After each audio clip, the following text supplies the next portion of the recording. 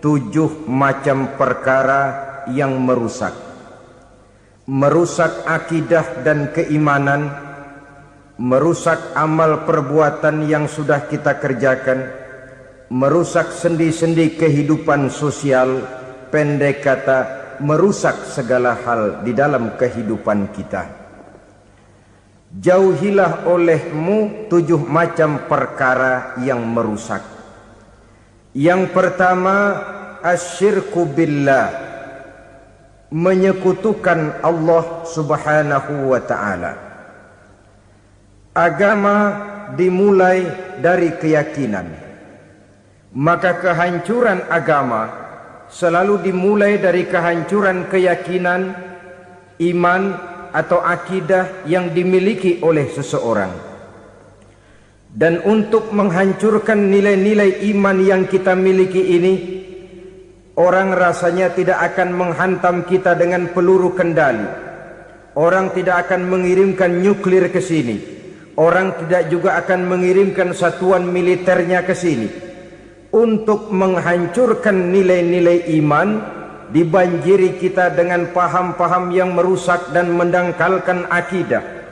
Baik ia bernama materialisme, baik ia bernama sekularisme, baik ia bernama banjirnya maksiat dan munkarat, baik ia bernama banjirnya peradaban dan kebudayaan yang menghancurkan moral daripada anak-anak kita, sedikit demi sedikit melenturkan dan melunturkan nilai-nilai keimanan kita, untuk kemudian pada waktunya nilai iman itu akan bertukar dan berganti menjadi nilai syirik kepada Allah subhanahu wa ta'ala.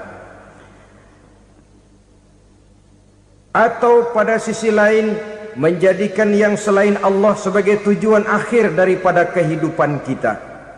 Sedangkan kita sama-sama maklum bahwa di dalam pandangan agama Islam, dosa yang tidak berampun, dosa yang terbesar, termasuk dalam kategori bapak moyangnya dosa, tidak lain adalah syirik, yakni menyekutukan Allah subhanahu wa ta'ala. Pola penghancuran iman ini memang berstrategi. Ditawarkan kita kepada paham materialisme, paham kebendaan, di mana otak menempati urutan sebagai ranking pertama, Tuhan jatuh pada urutan kedua. Lalu menyusul kepada paham sekularisme, Allah dipisahkan dari seluruh kegiatan hidup ini, untuk pada gilirannya menjadikan yang selain Allah sebagai tujuan akhir daripada seluruh kegiatan hidup kita. Oleh karenanya, kewajiban menjaga nilai-nilai iman ini merupakan kewajiban yang mulia tetapi berat. Tidak hanya untuk kita, tetapi juga bagaimana mewariskannya kepada anak-anak kita, generasi yang akan datang. Orang-orang tua bijaksana yang diceritakan di dalam Al-Quran, kalau sudah berpikir tentang anak-anaknya, pertanyaan yang paling mereka risaukan ialah, ma ta'buduna min ba'di. Anakku, kalau pada satu saat aku, ayahmu sudah tidak ada lagi di dunia ini, meninggalkan kamu semua, ma ta'buduna min ba'di, apa yang akan kamu sembah nak?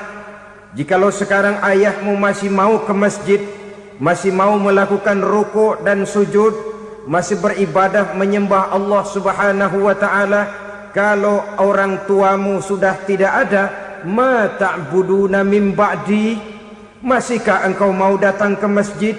Masihkah engkau mau rukuk dan sujud? Masihkah engkau mau menyembah Allah subhanahu wa ta'ala? Pertanyaan ini yang dipikirkan oleh Nabi Yakub kepada putra-putranya. Pertanyaan ini yang diteruskan oleh Nabi Ibrahim kepada anak-anaknya. Pertanyaan ini yang diwariskan oleh generasi ulama'us salafus saleh kepada para generasi berikutnya. Bagaimana kita generasi sekarang? Kita orang-orang tua sekarang bukan berfikir ma ta'buduna min ba'di, malah yang kita fikirkan ma ta'kuluna min ba'di.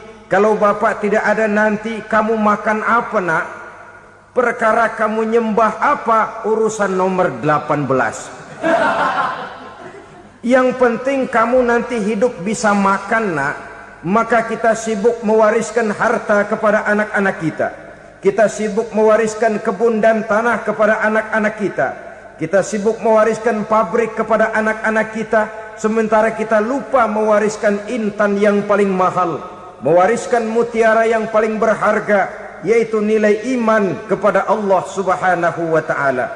Alangkah baiknya apabila warisan harta, warisan tanah dan kebun, warisan rumah dan pabrik didasari lebih dahulu dengan mewariskan nilai iman kepada Allah Subhanahu wa ta'ala. Sebagai orang-orang tua, kita boleh bersedih kalau anak kita tidak mengerti komputer. Kita boleh bersedih kalau anak kita tidak mengerti matematika. Kita boleh bersedih kalau anak kita tidak mengerti bahasa Inggris. Tapi sewajarnya lebih bersedihlah kita orang tua jikalau mempunyai anak yang tidak kenal Allah sebagai Tuhannya, yang kemudian tidak mau rukuk dan sujud kepada Allah Tuhannya. Itulah kemalangan yang paling malang bila kita meninggalkan generasi yang tidak bertauhid kepada Allah Subhanahu wa ta'ala. Betapapun anak kita tidak ngerti komputer, saudara, paling-paling kerugiannya cuma kerugian dunia. Masuk dia ke alam barzakh, munkar nakir tidak akan sempat tanya kau belajar komputer apa tidak. Kumpul dia di padang mahsyar, malaikat juga tidak akan tanya matematikamu nilainya berapa. Yang ditanya kau kenal Allah, kau rukuk dan sujud kepadanya, kau pernah datang ke masjid. Oleh karena itu sekali lagi, menjaga nilai iman tidak hanya untuk kita, tetapi juga mewariskannya kepada anak-anak kita, generasi yang akan datang. Sungguh kemalangan yang paling besar apabila kita meninggalkan anak-anak kita. Mereka kita tinggalkan lemah ekonominya, itu tidak baik. Mereka kita tinggalkan lemah otaknya, itu pun akan membuat mereka tertinggal oleh yang lain. Tapi yang paling celaka, jikalau kita tinggalkan mereka dalam kondisi lemah imannya, rapuh akidahnya, tidak baik dan tidak betul keyakinan hidupnya. Oleh karena itu Nabi berpesan, jauhilah 7 perkara yang merusak. Yang pertama, syirik kepada Allah Subhanahu wa ta'ala. Menyekutukan Allah baik dalam ucapan, dalam keyakinan ataupun dalam perbuatan. Ini perkara pertama yang termasuk 7 perusak besar di dalam kehidupan. Kalau sudah jatuh kita ke lembah syirik, bagaimanapun banyak kebaikan yang kita kerjakan, berjiwa sosial, bertangan pemurah, gemar menolong orang lain, kalau memang dasarnya syirik, maka seluruh kebaikan kita akan hancur, tidak akan ada nilainya dalam pandangan Allah Subhanahu wa ta'ala. Dalam pandangan manusia mungkin kita dicatat sebagai orang sosial, gemar menolong orang lain, tidak berpangku tangan melihat orang yang mendapat kesulitan. Tapi oleh karena dasarnya syirik, dasarnya tidak mentauhidkan Allah, maka seluruh nilai kebaikan yang kita kerjakan tidak akan ada nilainya dalam pandangan Allah Subhanahu wa ta'ala. Maka jagalah iman kita, jangan sampai dihinggapi penyakit syirik yang bagaimana kecilnya sekalipun. Sekali lagi, baik syirik dalam bentuk ucapan, syirik dalam bentuk keyakinan, sampai kepada syirik dalam bentuk perbuatan, kita berhindar kepada sifat-sifat yang sedemikian itu. Karena apa? Dalam satu ayat Quran Allah Subhanahu wa ta'ala menjelaskan, innallaha la yaghfiru ayyushraka bih wa yaghfiru ma duna dzalika liman yasha. Allah tidak akan memberi ampun kepada orang-orang yang menyekutukannya, tapi Allah masih mau memberikan ampun kepada dosa-dosa yang selain itu bagi orang-orang yang dikehendakinya. Dosa selain syirik, apabila kita bertaubat, Allah masih mau mengampuni. Tapi kalau sudah jatuh ke tempat syirik, itu sudah dosa yang tidak berampun. Taubatnya tidak lain melepas syirik, kembali kepada tauhid, berkeyakinan bahwa hanya ada Allah Subhanahu wa ta'ala, Tuhan satu-satunya, yang lam yalid walam yulad walam yakul lahu kufuwan ahad.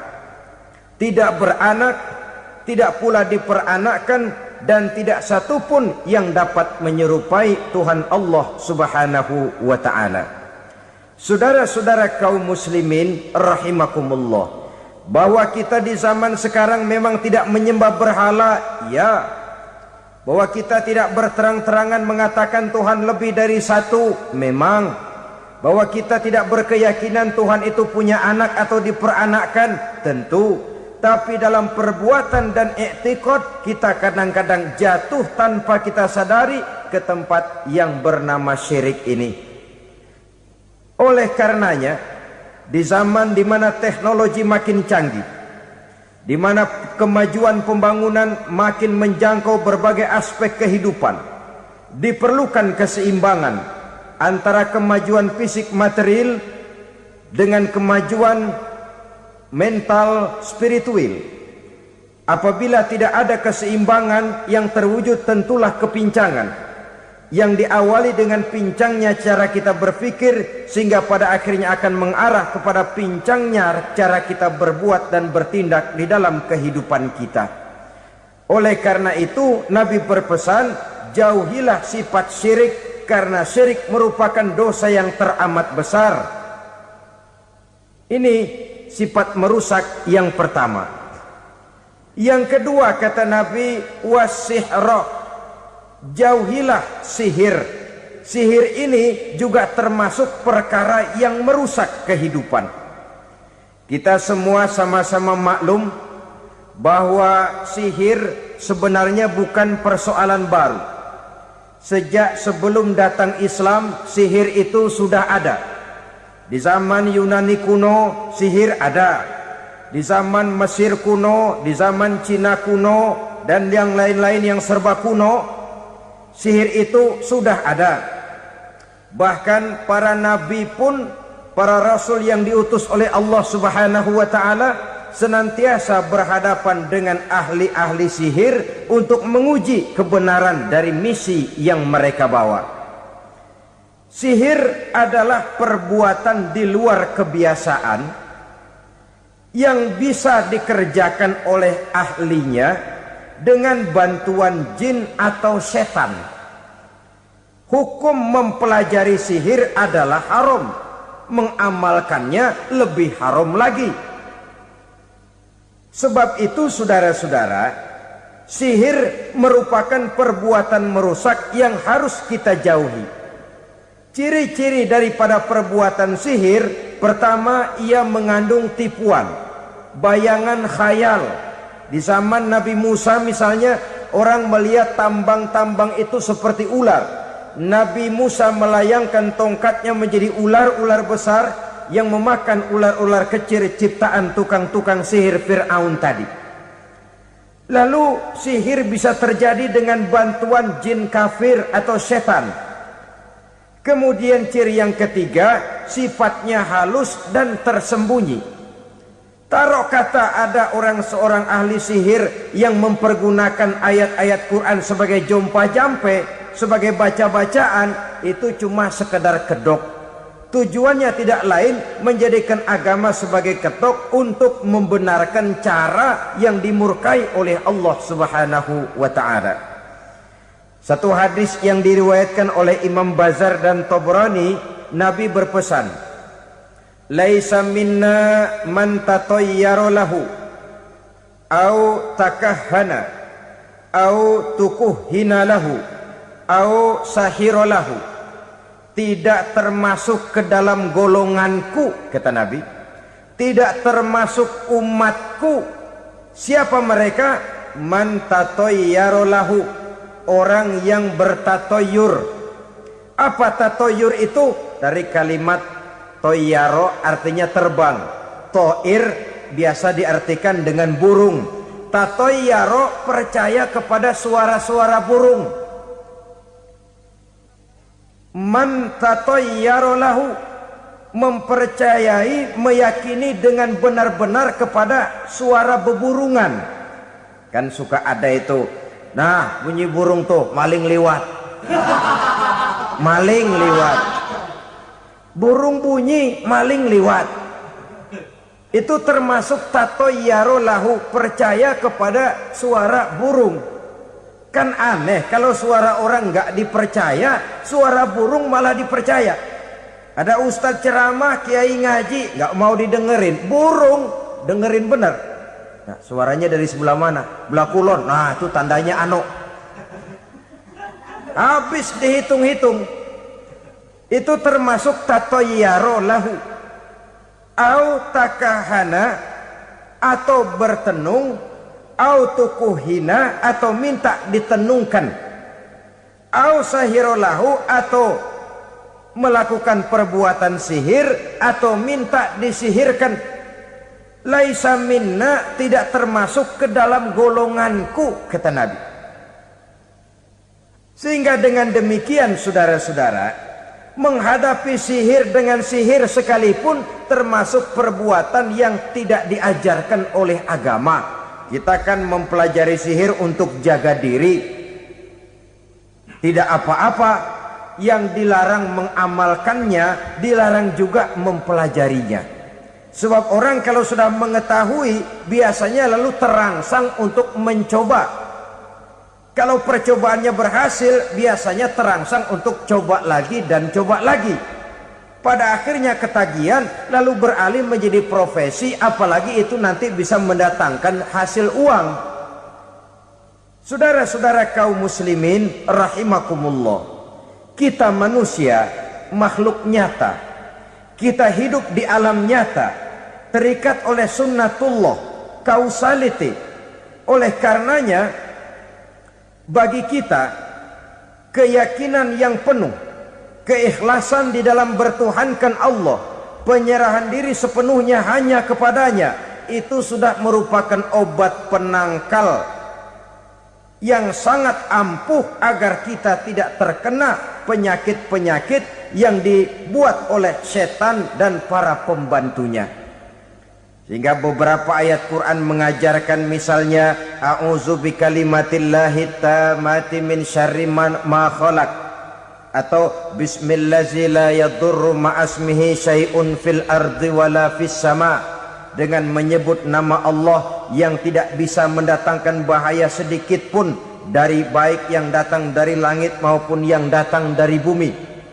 Jiwa yang kosong dari keyakinan yang penuh kepada Allah, jiwa yang penuh was-was dan ragu-ragu, itu yang mudah terserang oleh penyakit-penyakit yang dikerjakan oleh para tukang-tukang sihir, yaitu oleh setan dan seluruh para pembantunya.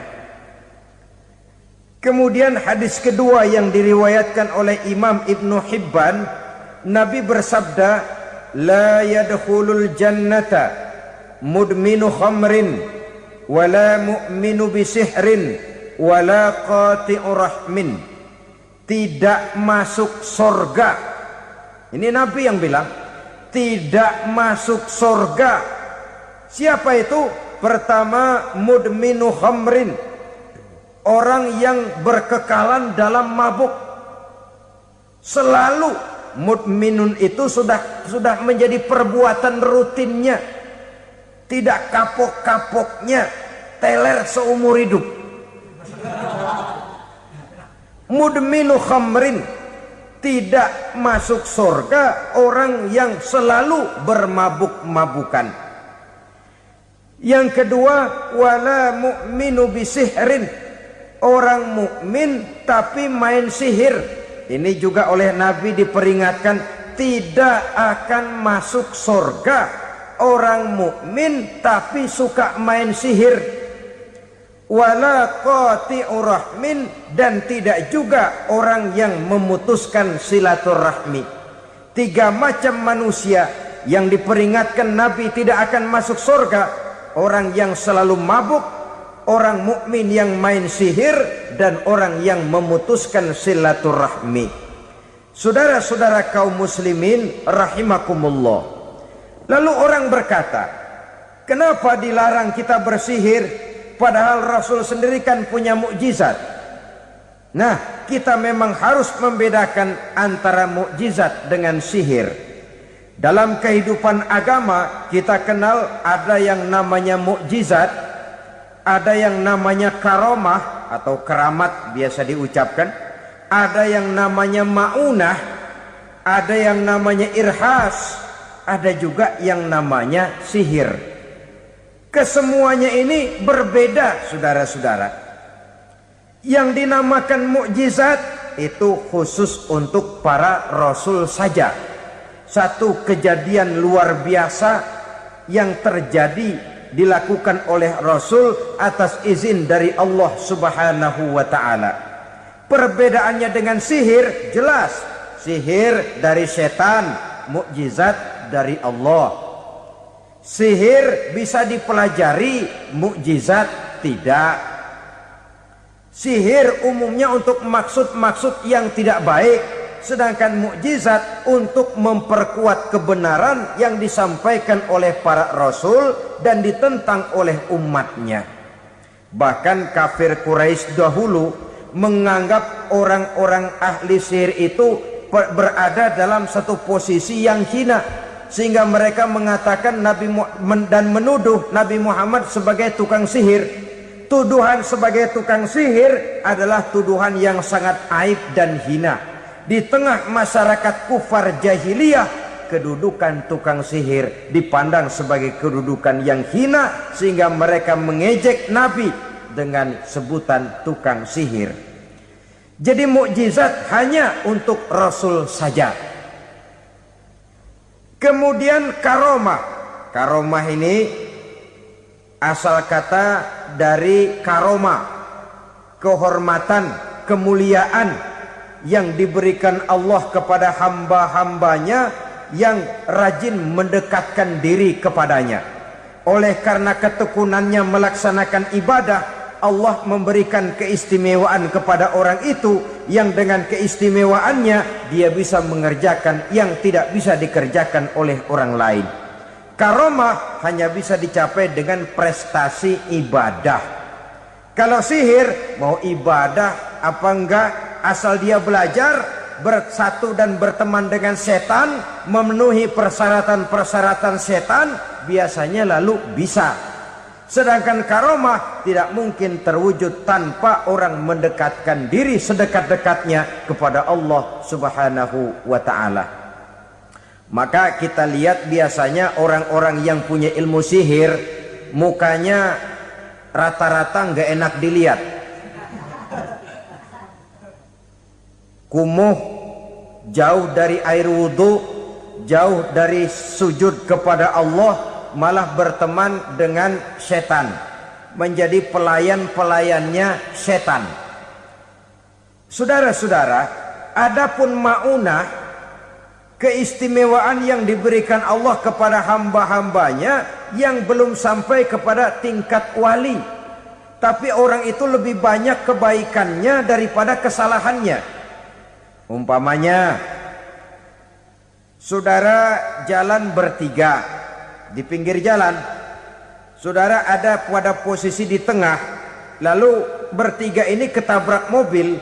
Menurut perhitungan saudara mati lebih dahulu, tapi terjadi hal yang aneh, dua teman saudara mati, saudara malah cuma luka dan lecet sedikit saja.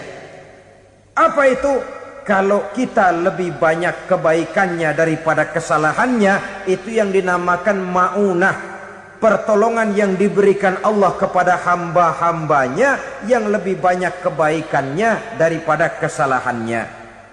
Sedangkan yang dinamakan irhas, kejadian luar biasa pada diri seseorang pada waktu dia masih kecil, yang menunjukkan tanda-tanda keistimewaannya. Itu umumnya pada para nabi pada usia kecilnya sudah ada irhas, tanda-tanda istimewa. Jelas baik mukjizat, karomah, maunah maupun irhas berbeda dengan sihir. Sihir ini jelas saja merupakan bantuan dan persekutuan antara manusia dengan setan. Padahal setan, kata Allah dalam Al-Quran, innahu lakum aduwwum mubin, sesungguhnya setan bagi kamu adalah musuh yang sangat jelas.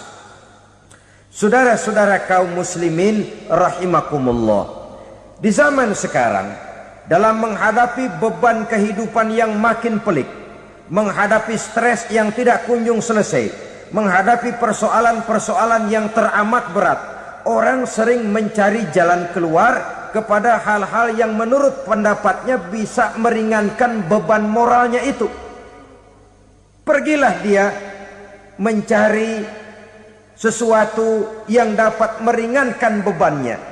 Dan tidak jarang yang jatuh ke pangkuan tukang-tukang tenung, ke pangkuan tukang-tukang sihir, yang mereka itu oleh Quran dijelaskan kadzabal munajjimun walau sodaku. Tukang-tukang tenung, tukang-tukang sihir, mereka itu bohong walaupun benar. Maksudnya bohong walaupun benar artinya kalau yang mereka kerjakan benar itu sih kebenaran. Benar dengan kebenaran itu lain. Kebenaran, kebetulan bisa, tapi tidak untuk selalu. Apalagi kalau itu sudah membahayakan kehidupan orang lain. Jadi oleh karena itu Nabi berpesan jauhilah daripada sihir. Kalau sudah jauhilah dari sihir artinya ya jauhilah daripada mempelajarinya, jauhilah daripada bergaul dengan orang-orang yang ahli di bidang itu, karena dari pergaulan segalanya bisa menular. Baiklah saudara, ini yang kedua. Yang ketiga pesan Nabi, wa qatlan nafsil lati harramallahu illa bil haq. Membunuh orang lain dengan cara yang tidak benar. Membunuh orang yang diharamkan oleh Allah Subhanahu wa taala untuk melakukannya kecuali dengan alasan yang benar. Kita tahu Islam adalah agama damai. Sesuai dengan namanya, ia tidak dikembangkan dengan pedang dan kekerasan. Ia dikembangkan dengan keteladanan dan tuntunan moral. Oleh karena Islam bukan agama kekerasan, Islam pun tidak mementingkan dan mengajarkan kekerasan kecuali dengan alasan yang benar dan bisa dipertanggungjawabkan.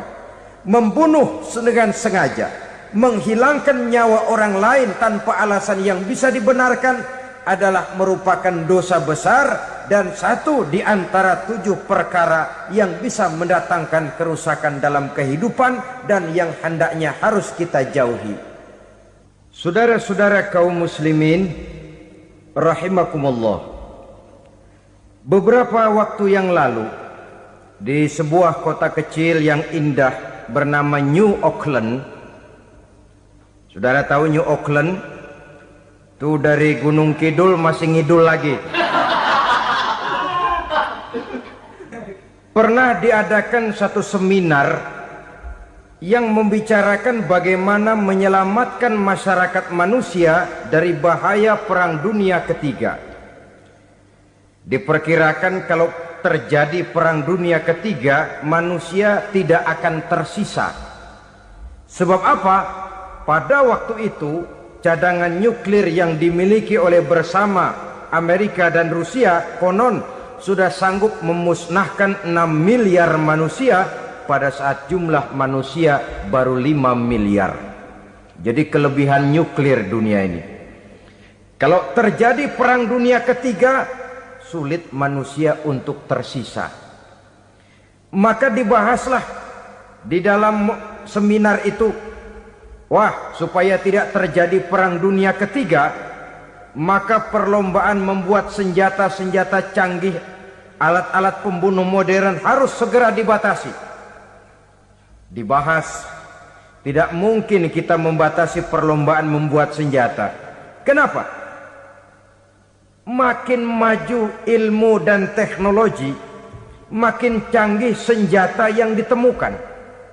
Atom sudah meningkat menjadi nuklir, nuklir sudah meningkat menjadi neutron, dan kita tahu bom yang bernama neutron ini bom yang cukup membunuh tanpa perlu merusak.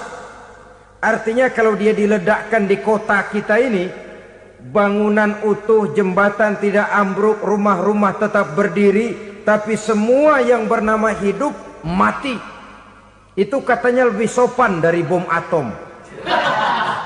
Sebab kalau si atom ini sudah membunuh, merusak pula. Neutron cukup membunuh saja tanpa perlu merusak. Jadi majunya senjata-senjata teknologi sebagai akibat yang logis dari kemajuan ilmu pengetahuan ini tidak bisa kita batasi. Dan memang sebenarnya yang bahaya bukan senjatanya, tapi manusia yang mengendalikan senjata itu. Mereka kembali kepada prinsip the man behind the gun. Bukan senjatanya yang bahaya, tapi manusia yang mengendalikan senjata itu yang bahaya.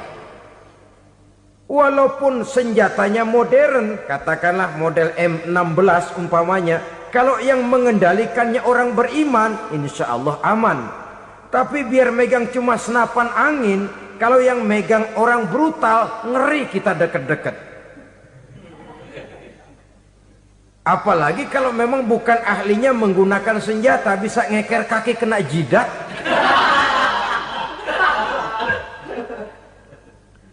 Mereka kembali kepada prinsip lama yang tetap baru. Bukan senjatanya yang harus dibatasi, manusia yang mengendalikan senjata itu yang perlu dibicarakan. Nah, kalau begitu, agar manusia tidak mempergunakan senjata sewenang-wenang, apa yang harus kita lakukan? Ya, manusianya harus bermoral. Ya, tapi moral yang mana? Di dunia ini banyak ajaran tentang moral. Itu pun mudah saja. Di sini kan kita undang saja ahli dari berbagai agama untuk membicarakan konsep perdamaian menurut agamanya masing-masing. Baik, setuju itu, setuju. Maka tampillah para ahli agama, mereka kembali kepada prinsip moral daripada konsep yang terkandung di dalam ajaran agama untuk menegakkan perdamaian.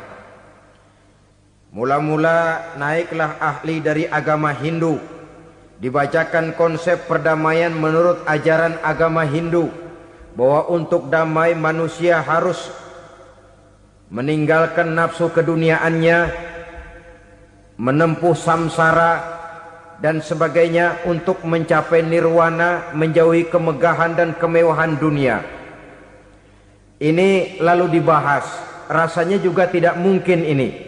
Kemudian dari agama Nasrani, bahwa untuk damai manusia harus menciptakan sifat kasih sayang.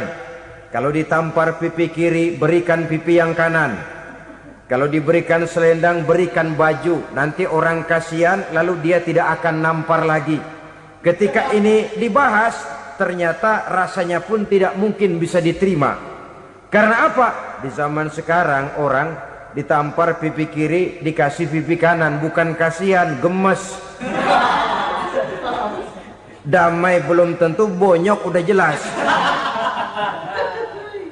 Lalu ketika dibacakan konsep perdamaian menurut Quran, di mana disampaikan ayat wa jazaa'u sayyi'atin sayyi'atun misluha faman afa wa aslaha fa ajruhu 'ala Allah. Balasan terhadap satu kejahatan adalah kejahatan yang seimbang. Tetapi barang siapa yang memberi maaf dan mencari jalan damai, itulah yang terbaik dan akan mendapat pahala dari Allah Subhanahu wa ta'ala. Kamu tidak salah ditampar pipi kirimu, tampar lagi pipi kirinya sekeras dia menampar pipi kirimu.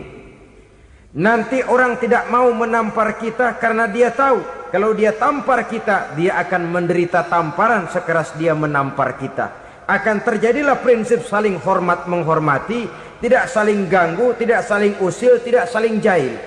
Atas dasar ini perdamaian bisa ditegakkan.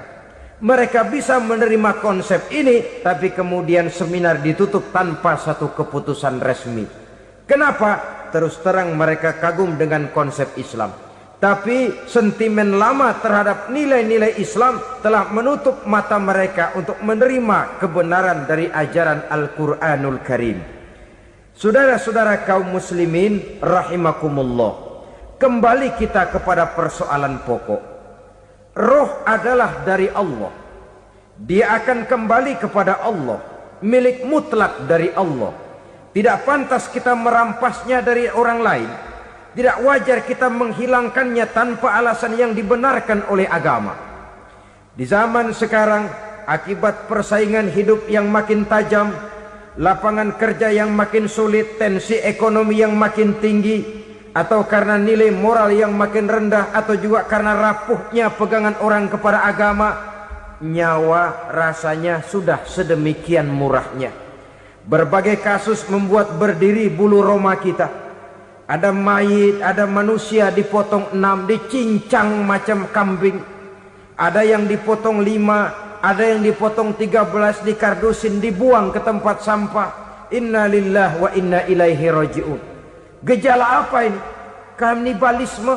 Manusia sudah demikian sadisnya, manusia sudah sedemikian buasnya, sehingga sesama manusia diperlakukan seperti hewan. Padahal hewan sendiri belum pernah macan makan macan, bagaimanapun buasnya macan. Belum pernah serigala memakan serigala, bagaimanapun brutalnya serigala. Tetapi manusia makan manusia di zaman sekarang kadang jadi kenyataan dalam kehidupan kita. Kadang persoalannya remeh saja. Soal uang 200 perak, pisau bicara, nyawa melayang. Soal rokok sebatang, celurit bicara, nyawa melayang. Soal-soal yang sama sekali tidak prinsip, begitu mudah kita menghilangkan nyawa orang lain. Padahal Nabi pernah memperingatkan, apabila dua orang muslim sudah berkelahi dan berbunuh-bunuhan, al-qatil wal maktul finnar, yang membunuh dan yang terbunuh dua-duanya neraka. Sahabat heran, ya Rasul, kalau yang terbunuh, kalau yang membunuh masuk neraka itu sih wajar, tapi yang terbunuh kenapa neraka juga? Beliau menjawab, dua-duanya sudah punya niat untuk saling membunuh. Niatnya itu yang diponten. Yang terbunuh cuman lagi apes aja, keduluan dia. Umpama tidak terbunuh, pasti dia yang akan membunuh. Oleh karenanya al-qatil wal maktul, yang membunuh dan yang dibunuh finnar, dua-duanya masuk ke dalam neraka. Islam menghormati kehidupan. Tidak hanya terbatas kepada sesama muslim, orang-orang yang berlainan agama pun yang mau hidup berukun, damai, berdampingan dengan umat Islam, jiwa mereka, darah mereka dilindungi oleh nilai-nilai Islam yang disebut dengan kafir zimmi ini. Mengganggu mereka sama saja dengan mengganggu aku, kata Nabi. Jadi oleh karena itu, sayangilah sesama. Kehidupan adalah anugerah Allah, bukan wewenang kita untuk mencabutnya dari orang lain, bukan wewenang kita untuk merampas dan menghilangkannya dari orang lain. Apa yang tidak enak terjadi pada diri kita, begitu pula lah apabila terjadi pada diri orang lain. Sehingga Nabi mengatakan, la yu'minu ahadukum hatta yuhibba li akhihi ma yuhibbu li nafsihi. Belum dikatakan beriman seseorang kamu apabila dia belum mencintai saudaranya seperti ia mencintai dirinya sendiri. Apa yang enak dirasakan oleh orang lain, enak juga dirasakan oleh dia. Mengukur orang lain dengan diri sendiri. Kalau orang lain tanpa salah saya fitnah, kalau saya tanpa salah difitnah orang, enak apa enggak? Enggak, orang lain juga begitu. Kalau orang lain tanpa salah saya tempeleng kepalanya, enak apa tidak? Tidak. Orang lain juga begitu. Yang tidak enak terjadi pada diri kita, tentu tidak enak juga kalau terjadi pada orang lain. Mengukur orang lain dengan diri sendiri, sehingga tidak timbul sifat egois, tidak menari di atas bangkai orang lain, tidak mendirikan kebahagiaan di atas untayan air mata orang lain.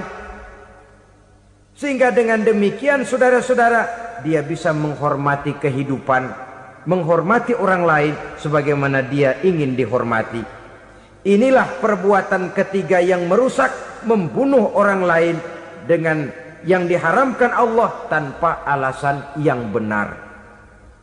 Yang ketiga. Kemudian yang keempat, perbuatan merusak wa aklar riba, makan riba. Hidup adalah tolong menolong. Bahasa kerennya take and give katanya. Saling memberi dan saling menerima. Nabi mengajarkan man kuraba kurbatan min kurabid dunya karaballahu lahu kurbatan min kurabi yaumal qiyamah. Wallahu fi aunil abdi madamal abdu fi auni akhihi. Siapa yang meringankan beban dari beban-beban yang dirita seseorang di dalam kehidupan dunia, Allah akan meringankan bebannya daripada beban-beban yang harus dipikulnya di hari kiamat nanti. Wallahu fi aunil abdi madamal abdu fi auni akhihi. Allah senantiasa akan menolong seorang hamba selama hamba itu masih mau menolong saudaranya. Allah selalu akan menolong seorang hamba selama hamba itu masih mau menolong saudaranya.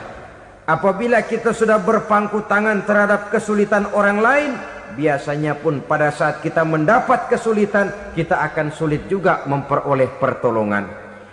Nah, riba alias renten, kedoknya adalah menolong orang, tapi sama juga bulu buntutnya dilepas, palanya dicekek.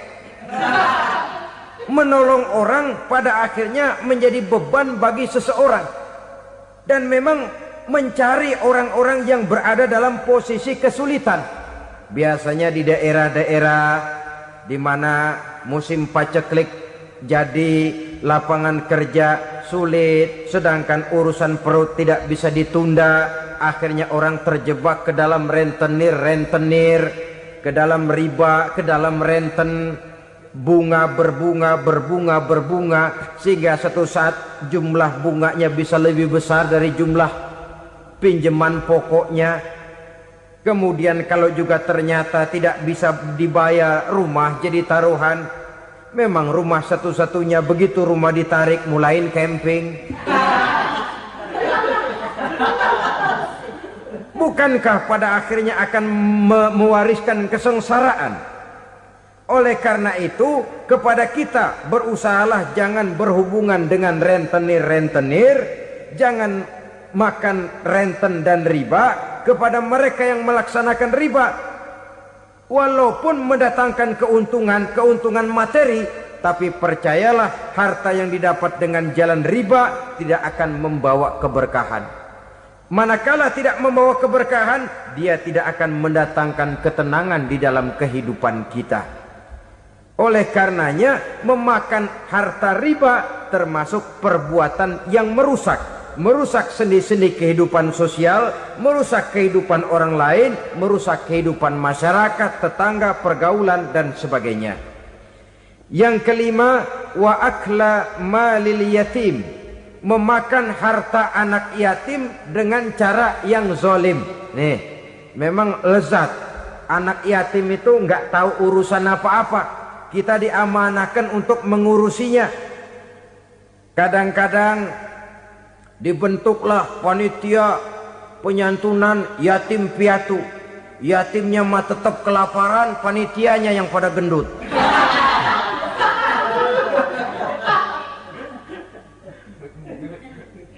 Padahal memakan harta anak yatim termasuk perbuatan dosa besar. Dan menjantuni yatim merupakan perbuatan mulia. Nabi mengatakan, ana wa kafilul yatim kahataini yaumal qiyamah. Aku dan orang-orang yang menyantuni anak yatim seperti dua jari ini pada hari kiamat nanti. Dekat sekali. Jikalau ingin di hari akhir nanti dekat dengan Rasul, bersahabatlah dengan anak-anak yatim. Jadilah pengurus anak-anak yatim. Bangunlah panti-panti asuhan yatim. Pada saat bapak ibunya meninggal, kitalah yang menjadi orang tuanya. Bahkan sedemikian besar perhatian Islam terhadap anak-anak yatim ini, sehingga Quran memberikan peringatan, ara'aital ladzi yukadzibu biddin fadzalikal ladzi yad'ul yatim wa la yahuddu ala ta'amil miskin. Tahukah kamu siapa orang yang mendustakan agama? Beragama tapi dianggap dusta, solatnya dusta, puasanya dusta karena agamanya sudah berdusta. Siapa mereka? Fazalikal ladzi yad'ul yatim, orang yang menyia-nyiakan anak yatim. Wala yahuddu ala ta'amil miskin, dan tidak pernah memberi makan kepada orang-orang yang menderita kemiskinan, menyia-nyiakan, meninggalkan anak yatim, termasuk perbuatan yang divonis kita sebagai orang yang mendustakan agama. Saudara-saudara kaum muslimin rahimakumullah, maka sangat dicela mengeksploitir anak-anak yatim, menjadikan mereka sebagai kedok untuk mencari kekayaan pribadi. Tetapi jikalau ikhlas, ganjarannya sangat besar, nilai pahalanya sangat besar. Menyantuni yatim tidak hanya setahun sekali. Kalau Muharram pakai istilah lebaran yatim, dibentuklah panitia, diberilah beras, uang 45.000 rupiah, alhamdulillah. Tapi jangan lupa, si yatim tidak hidup cuma satu hari. Dia tidak hidup cuma di bulan Muharram saja, dia hidup 12 bulan dalam setahun. Sebagaimana anak-anak yang lain, dia juga berhak punya masa depan. Dia juga berhak menikmati bangku sekolah. Dia berhak mengenyam arti dan makna pendidikan. Dia berhak membekali diri dengan ilmu dan pengetahuan seperti halnya anak-anak yang lain. Maka kita yang diberikan keluasan oleh Allah, ingatlah itu, bersahabatlah dengan anak-anak yatim, santuni mereka. Perkara setahun sekali di bulan Muharram, alhamdulillah, itu bagus, bin Thayyib alias baik. Tapi tentu dan tentu sekali lagi, si yatim tidak hanya hidup di bulan Muharram. Dia hidup 12 bulan dalam setahun, 24 jam dan di dalam sehari. Oleh karenanya, menyia-nyiakan mereka pada saat posisi kita memang mampu akan memojokkan kita dalam satu posisi di mana kita dianggap sebagai orang yang mendustakan agama.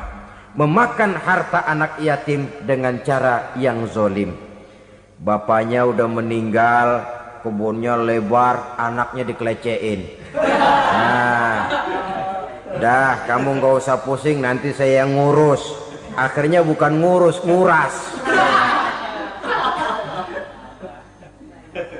Si yatim mungkin tidak tahu bahwa dia disia-siakan, haknya diambil, miliknya dizolimi. Tapi Allah yang akan membalasnya dengan seadil-adilnya.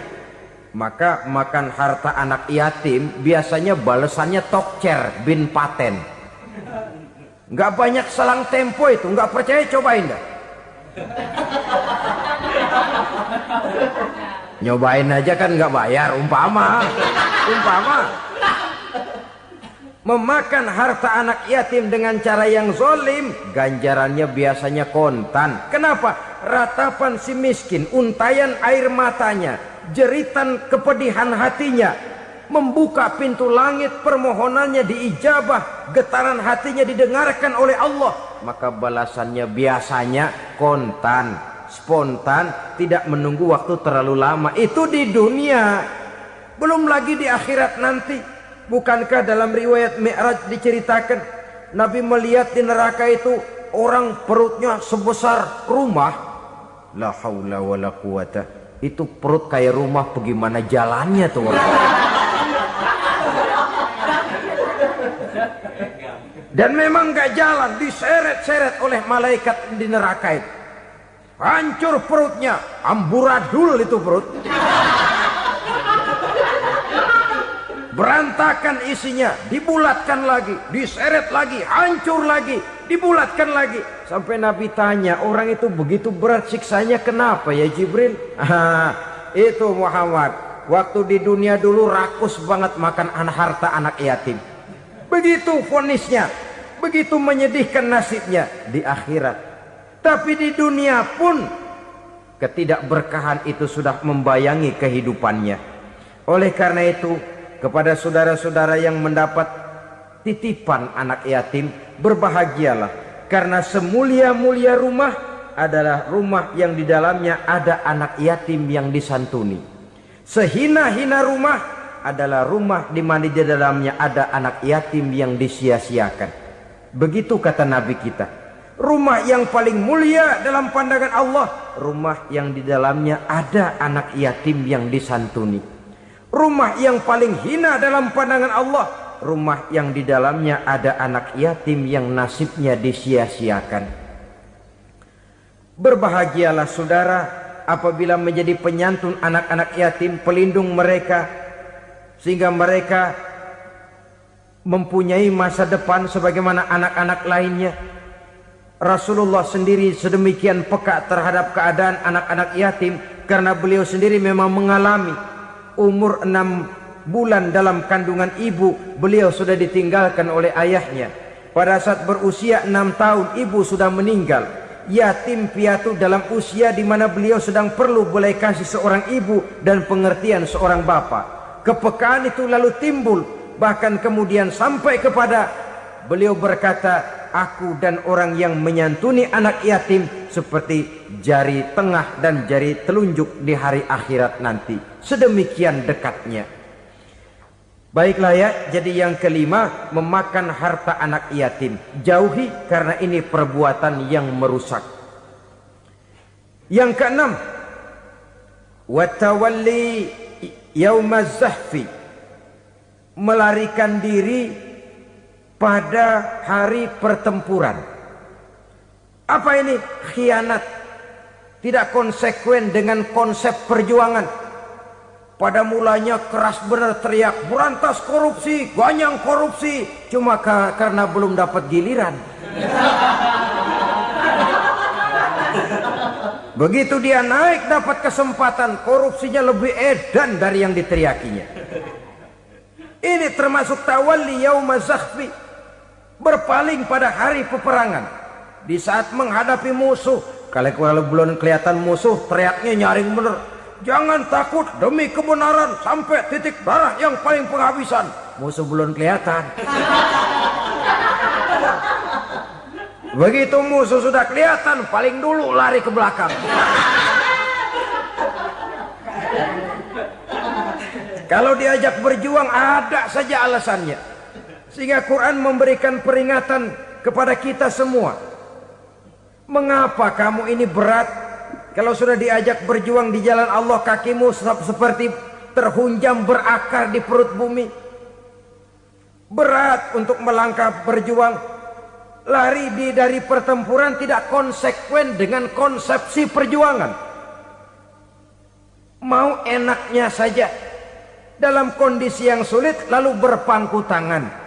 Ini termasuk ciri munafik yang di dalam Al-Quran disindir dengan bahasa kullama adha'a lahum masyaufi wa iza azlama alaihim qamu. Waktu terang mereka jalan, giliran gelap mereka mandek. Artinya, maksudnya kalau giliran ada untungnya aja rame-rame teriak Islam. Tapi begitu diminta berjuang, dituntut berkorban, rame-rame mundur. Waktu dilihat di Islam ada untungnya, rame-rame teriak Islam. Pak, saya Islam banget, Pak. KTP saya Islam, Pak. Pokoknya Islam banget dah. Tapi ketika diminta berjuang, dituntut sedikit berkorban, rame-rame mengundurkan diri. Tahun 65 PKI berontak. Waduh, waktu itu jadi orang Islam untung itu. Nggak dikejar-kejar, aman. Masjid rame, mobil-mobil mewah parkir di depan musola dan masjid. Kenapa? Waktu itu asal udah ke masjid aman. Islam selamat, untung. Tapi begitu keadaan aman, yang parkir di musola sepeda butut melulu.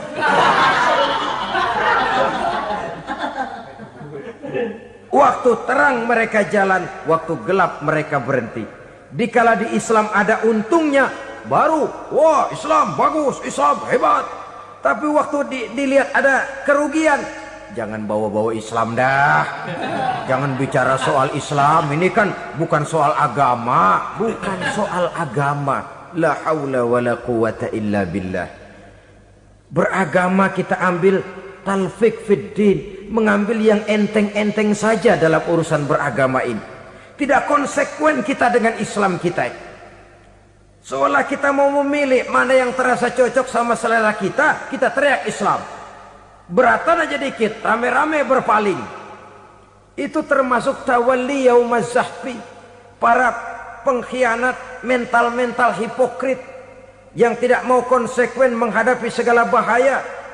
Itu termasuk perbuatan yang merusak. Kenapa? Kalau cuma dia saja yang lari, mungkin tidak jadi soal. Tapi larinya ini akan mempengaruhi orang lain. Nah, pengaruhnya itu yang dicegah.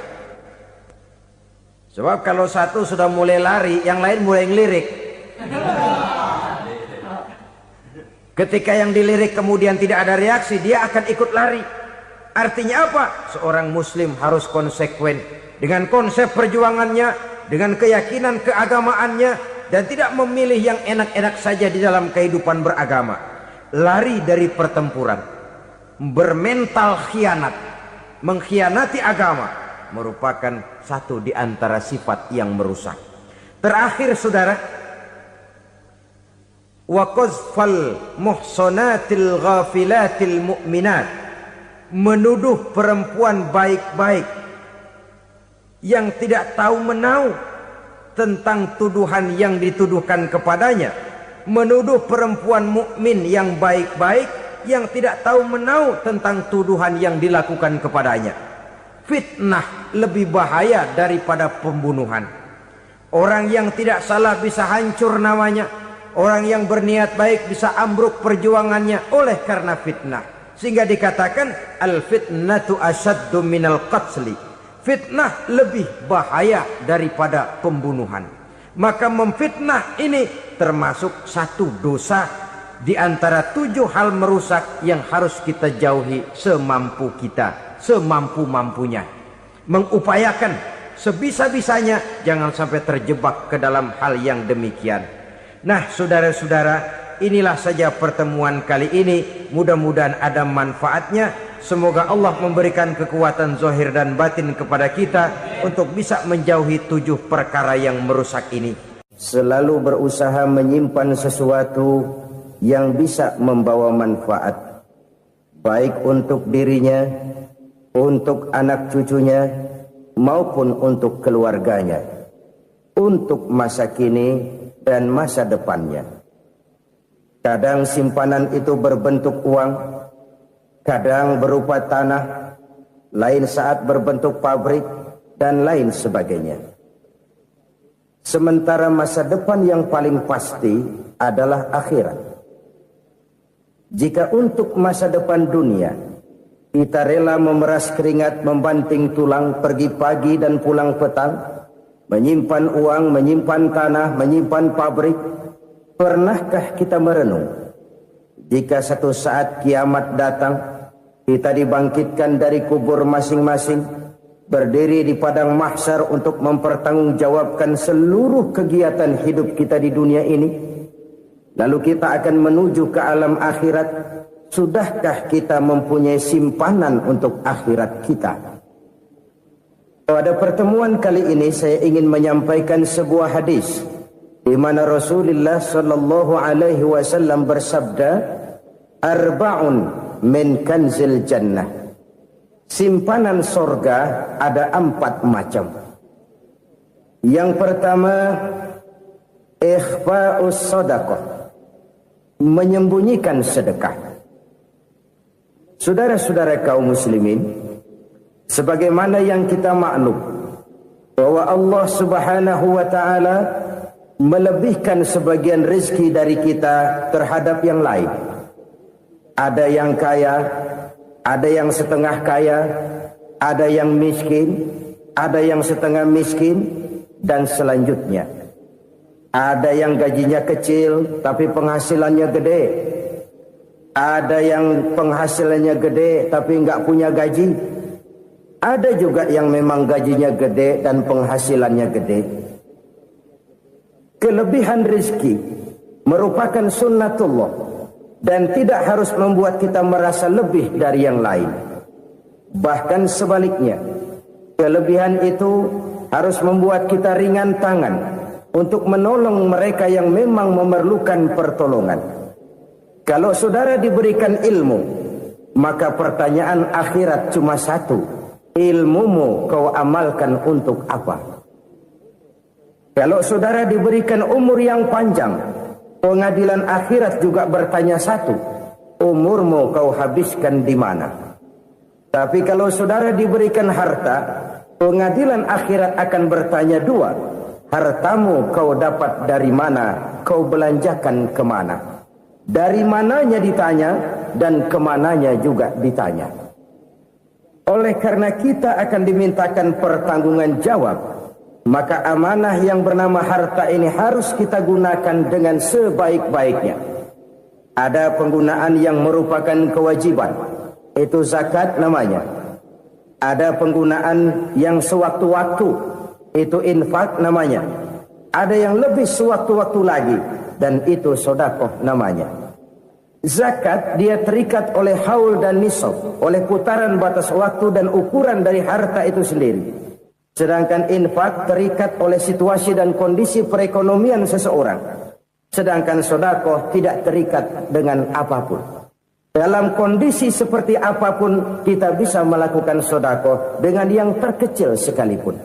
Sampai-sampai Rasulullah sallallahu alaihi wasallam mengajarkan, la tahqiranna minal ma'rufi syai'an walau an talqa akhaka biwajhin talik. Atau ada hadis, tabassumuka fi wajhi akhika laka sedekah. Senyumanmu kepada temanmu adalah sedekah. Jadi untuk melakukan sedekah tidak harus dalam berbentuk uang. Dengan ilmu kita bisa sedekah. Dengan tenaga kita bisa bersedekah, dengan pikiran kita bisa bersedekah, bahkan senyum kepada teman itu pun sedekah. Jadi kalau sedekah dengan uang memang belum punya uang, nyengir aja banyakin. Itu asal pada tempatnya, jangan lalu ketemu tiang listrik cengengesan. Tentu tidak pada tempatnya dan tidak wajar. Nah, sedekah yang paling dicintai Allah adalah sedekah yang disembunyikan. Artinya jauh dari sifat riya. Kan kadang-kadang ada orang sedekah itu disebutkan namanya. Apa tidak bagus? Kalau memang niatnya ikhlas, ya bagus-bagus saja. Untuk memberikan sugesti kepada yang lain. Di Fulan bin Fulan nyumbang sekian, diumumkan. Boleh kalau niatnya untuk memberikan rangsangan kepada yang lain supaya dia menyumbang lebih besar dari orang tadi. Tapi kalau itu mendatangkan riya, maka sedekah yang paling dicintai Allah adalah sedekah yang disembunyikan. Tangan kiri saja tidak tahu apa yang diberikan oleh tangan kanan. Sedekah yang dilakukan dengan ikhlas akan merupakan perbendaharaan surga. Tersembunyi dari pandangan orang lain, tidak seorang pun tahu. Karena memang sikap yang baik adalah melupakan kebaikan dan mengingat kesalahan. Itu salah satu ciri orang bahagia.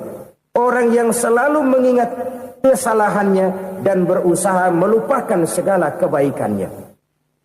Kalau dia akan berada kebaikan, dia tidak bisa ikut, dia merasa rugi karena dia merasa belum pernah berbuat baik. Tapi kalau akan melakukan kesalahan baru, dia ingat kesalahan yang sudah-sudah, sehingga terhalang baginya untuk melakukan satu kesalahan baru. Demikianlah saudara-saudara, bahwa Allah melebihkan rizki sebagian kita dari yang lain, agar terjadi tolong-menolong dalam kehidupan ini.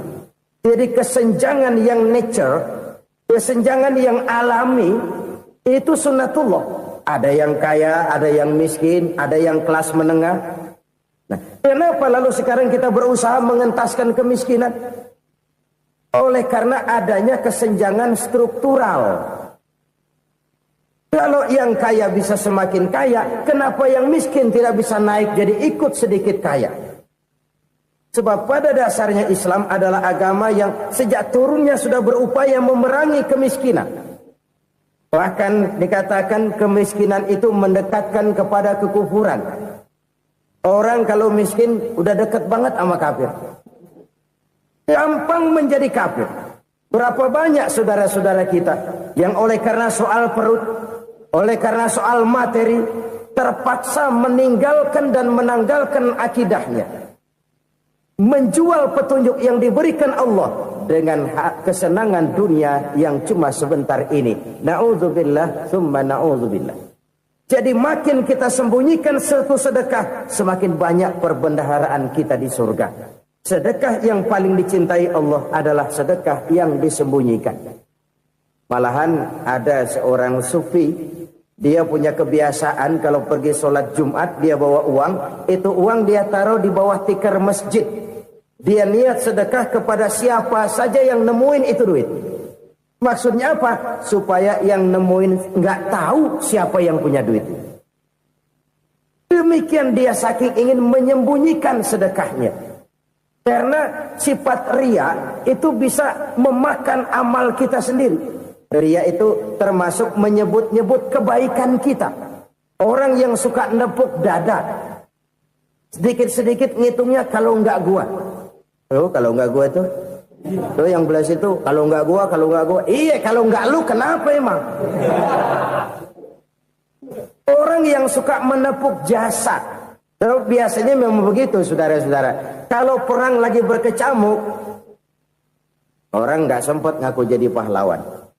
Tapi begitu perang selesai, yang kagak kenal bedil ngaku pahlawan, mas. Itu sesuatu yang biasa. Oleh karenanya, orang-orang yang ikhlas dalam bersedekah, disembunyikannya sedekah itu, Allah cinta betul. Malahan ada hadis memberikan jaminan, inna shadaqatal mar'il muslimi tazidu fil umri wa tadfa'u mitatas su'i. Sesungguhnya sedekahnya seorang mukmin tazidu fil umri, bisa menambah umur panjang. Wa tadfa'u mitatas su'i, dan menyelamatkan manusia dari mati secara su'ul khatimah. Jadi siapa yang kepengen panjang umur, banyaklah sedekah. Yang bosan hidup, pelit terus. Sedekah menambah panjang umur dan menyelamatkan manusia dari mati secara su'ul khatimah. Pak, katanya umur itu nggak bisa ditambah, nggak bisa dikurangin. Kapan? Kalau ajal sudah datang. Wa idza jaa ajaluhum la yastakhiruna sa'atan wa la yastakdimun. Kalau ajal datang tidak bisa dimajukan, tidak bisa dimundurkan. Itu kalau ajal sudah datang. Tidak bisa lagi umur ditambah dikurangi, sudah datang. Tapi kalau belum datang, itu kan haknya Allah. Mau ditambah, mau dikurangi, hak prerogatif Allah. Sebagai pencipta manusia, Allah maha kuasa dan maha mampu. Sedekah ini menambah panjang umur dan menyelamatkan manusia dari mati secara su'ul khatimah. Orang mati kan sama ya, kondisinya mati, nggak nafas. Tapi hakikat mati kan lain-lain. Ada yang mati itu husnul khatimah, baik akhirnya. Misalnya lagi ngaji mati, lagi sholat mati, lagi sedekah mati. Ini yang dinamakan dengan husnul khatimah, baik di akhirnya. Sebaliknya ada yang su'ul khatimah, jelek di akhirnya. Ini yang jadi catatan akhir. Lagi nyekek botol, mampus. Lagi banting kartu, modar.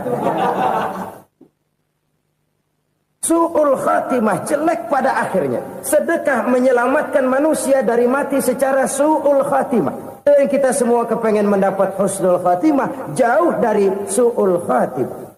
Oleh sebab itu yang bisa menyelamatkan kita dari penyakit itu antara lain adalah sedekah yang disembunyikan, yang dikerjakan dengan ikhlas karena Allah, tidak karena kepengen dipuji orang, tidak karena ingin dikatakan orang pemurah. Sebab orang dermawan itu orang yang memberi tanpa harus diminta. Kalau masih harus diminta, ya belum dermawan namanya, masih harus diminta. Kalau nggak diminta ya tulus, lolos, polos. Saudara-saudara kaum muslimin rahimakumullah. Harta adalah amanat dan akan kita pertanggungjawabkan. Allah melebihkan rizki sebagian kita dari yang lain agar kita saling tolong menolong, bantu membantu. Nabi janjikan siapa yang meringankan beban saudaranya muslim di dunia, Allah akan meringankan bebannya di akhirat nanti. Sebuah jaminan dari baginda Nabi. Si orang yang kita bantu barangkali tidak bisa membalas, Allah yang akan membalas lewat jalan lain yang tidak pernah kita sangka-sangka. Ada orang tanya, Pak, ini ada orang nyumbang masjid sambil marah-marah, bagaimana? Saya bilang sumbangannya aja ambil, marahnya jangan. Marahnya jangan diambil, itu urusan dia. Saudara-saudara kaum muslimin rahimakumullah. Umat Islam ini kan umat yang punya potensi besar. Kadang kita merenung, kenapa kadang-kadang pembangunan masjid kok lambat sekali? Kalau hotel hari ini peletakan pertama, bulan depan peresmian. Supermarket hari ini peletakan batu pertama, minggu depan peresmian. Tapi kalau sudah yang namanya masjid, kadang-kadang peletakan batu pertama sekaligus jadi batu terakhir. 3 tahun, 4 tahun, campur nebar jalak di jalanan, duit dijaring kayak ikan sepat. Apa tidak ada orang Islam yang kaya? Banyak.